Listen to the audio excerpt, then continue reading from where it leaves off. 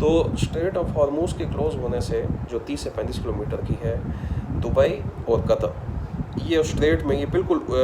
یہ صرف 35 کلومیٹر کا لینڈ ہے، اوپر ایران ہے اور نیچے پہلے دبئی آتا ہے، اس کے آگے قطر پڑا ہوا ہے۔ تو یہ اسٹریٹ جب آپ نے لاک کر لی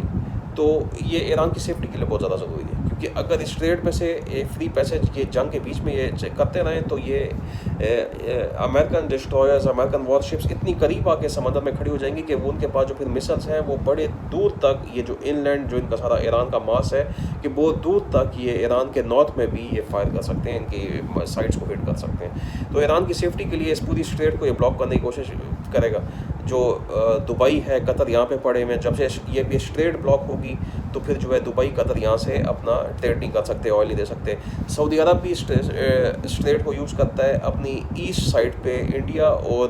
ایشین سائڈ پہ اپنا آئل پہنچانے کے لیے۔ تو سعودی عرب کی بھی یہ سائڈ لاک ہوتی ہے، لیکن سعودی عرب کے پاس دو کوسٹ ہیں، ایک اس کے پاس یہ ایسٹرن کوسٹ ہے اسٹریٹ آف ہارموز والی، ایک اس کے پاس ویسٹرن کوسٹ ہے ریڈ سی والی۔ ریڈ سی وہ ہے جس کو جو ہے یہاں سے ہوتیز نے بلاک کیا ہوا ہے، لیکن اسٹل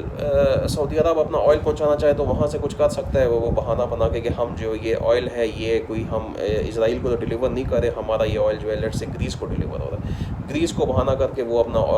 یو ایس کو اپنا آئل پہنچاتے رہیں، تو ان کی ویسٹ کوسٹ جو ہے کھلی رہے گی، لیکن یہ اسٹریٹ آف ہارموز کلوز ہونے سے یہ سعودی عربیہ کی ایسٹرن کوسٹ بند ہو جاتی ہے، تو یو اے ای کی، قطر کی اور سعودی عربیہ کی ایسٹرن کوسٹ۔ جب یہ اسٹریٹ آف ہارموز کی یہ ایران اس کو کلوز کرتا ہے، جس طرح پارلیمنٹ میں اب یہ بات ہوئی ہے کہ آپ انہوں نے اجازت دے دی کہ آپ کلوز کر لیں، اور اسی کے بیچ میں پھر یہ جلدی سے انہوں نے سیز فائر کیا۔ ایک ہی دن میں پہلے ٹرمپ نے وارننگ دی ہے کہ یہ سوچنا بھی مت، یہ کلوز مت کریں گے۔ میں نے آپ کو بتایا کہ جیسے یہ اسٹریٹ کلوز ہوتی ہے تو ساری دنیا کی ایک بڑا مقدار میں 40 to 50% آئل جو ہے وہ اسٹریٹ آف ہارموز میں سے ٹریول کرتا ہے۔ جب اس پہ بلاکیج لگتی ہے تو اس کے بعد 1970s میں جس طرح ایک کرائسس ہوا تھا آئل ایمبارگو، ساری مڈل ایسٹرن کنٹریز نے 1973 کی جنگ کے بیچ میں کہ یہ اسرائیل کے اوپر سیریا، جارڈن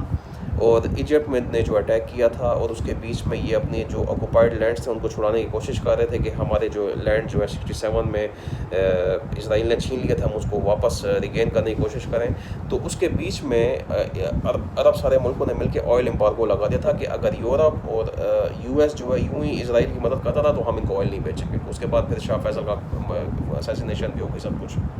تو اسٹریٹ آف ہارموز جیسے ہی کلوز ہوتا ہے تو اس کے بعد آئل کی پرائسز اتنا شوٹ کریں گی